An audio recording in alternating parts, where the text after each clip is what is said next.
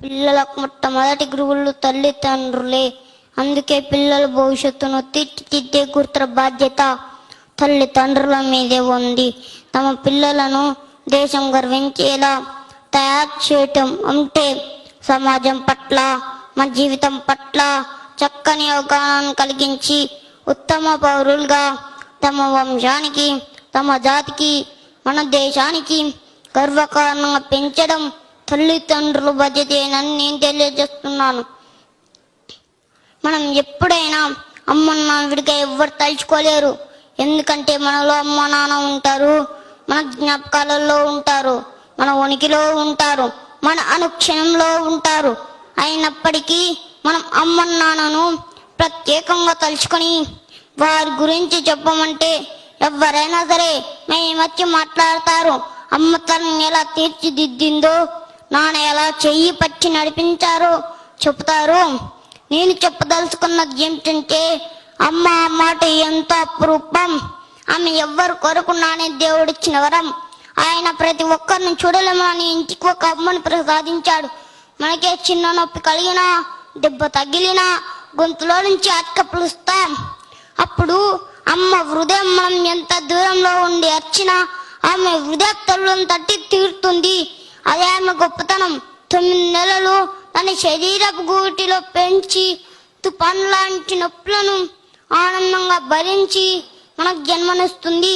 పుట్టిన బిడ్డ మగ అయినా, ఆడ అయినా, అందగాడైనా, వికారి అయినా అపురూపంగా అందుకొని మమకారపాలు త్రాగించి అనుబంధపు మిగడలు పెంచి ఆ పేత వెన్నెలు తాను కరుగుతూ పిల్లలను మురిపించి మురిసిపోతుంది అమ్మ. పుట్టిన బిడ్డకు పురుడు చేసి పేరు పెడుతుంది అమ్మ. అంటే ఆ పేరంతా ప్రయోజకుడు కావాలని కోరుకుంటుంది అమ్మ. అమ్మంటే అక్షరాల కందని మరో చందమామ. మనం అమ్మ ఒడిలో అల్లారు ముద్దుగా పెరిగి బడి ఈడు వచ్చినాక బడిలో చేరిన తర్వాత మన చదువులను చూసి సంబరపడిపోయి మురిసిపోతుంది అమ్మ. 1000 రూపాయలు పోసి కొని తెచ్చిన కానుకల కంటే మనం అమ్మ అని పిలిపే వారికి ఆనందాన్ని ఇస్తుంది. అమ్మంటే చిమ్మ చీకట్లో దీపం. బిడ్డ ఆలన పాలన భిన్నతికి తల్లిదండ్రుల పాత్ర వేల కట్టలేంది. కానీ బాలబాలికలు శక్తివంతమైన ఉత్తమ బీజాలు. వారిని మహోన్నతమైన వృక్షరాజాలుగా మలిచే ఉపాధ్యాయులు దైవస్వరూపులే. పిల్లలకు అత్యంత ధైర్యం, ఉత్సాహం, న్యాయం, సమ్మతి, అంగీకార భావం, మెప్పు అందిస్తూ చక్కని మార్గం చూపే అధ్యాపకులు సాక్షాత్ దైవమే. గురువు స్థానం అతి పవిత్రమైనది. గురువు అంటే జ్ఞాన స్వరూపం.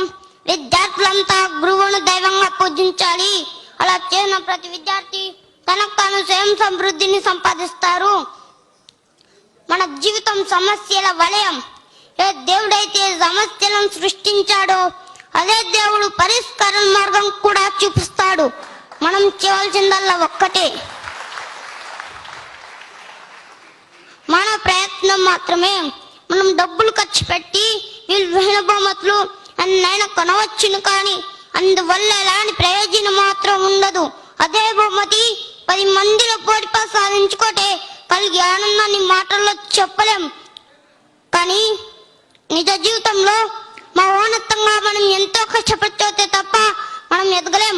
కానీ మోకాళ్ళతో నీళ్ళల్లో మునిగే వారికి గవ్వలు, నత్త గుళ్ళలు మాత్రమే దొరుకుతాయి. కానీ సముద్రపు లోతులు చూసిన వారే రత్నాల రాట్లను సొంతం చేసుకోగలుగుతారు. అంటే కష్టపడి చదవకపోతే మన భవిష్యత్తు ఇబ్బంది అవుతుంది. అందుకే ఇది లేని వారు మాత్రం యువతలే ఉంటారని నేను తెలియజేస్తున్నాను. మనిషిని పనులు చేసిన వాటి అంతిమ లక్ష్యం ఏమిటంటే ఆనందంగా జీవించాలని. నిరంతరం సంతోషంగా ఉండడం ఎంత ముఖ్యమో ఇతరుల సంతోషాన్ని గౌరవించడం కూడా అంతే ముఖ్యం.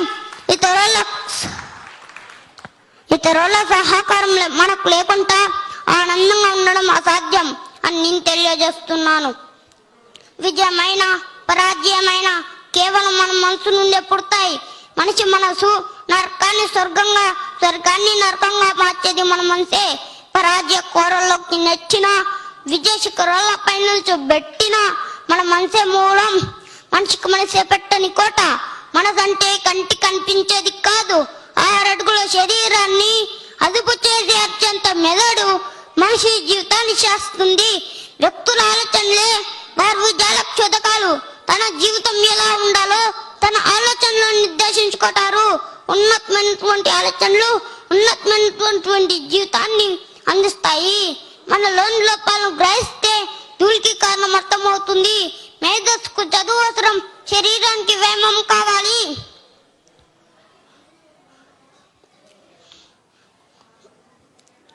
కానీ ఈ రోజులలో ప్రభుత్వ పాఠశాలలో చదువుకునే పేద విద్యార్థులు ఆర్థిక పరిస్థితుల వల్ల మరియు ఉపాధ్యాయుల కొరతల వల్ల లక్ష్యాన్ని సాధించలేకపోతున్నారు.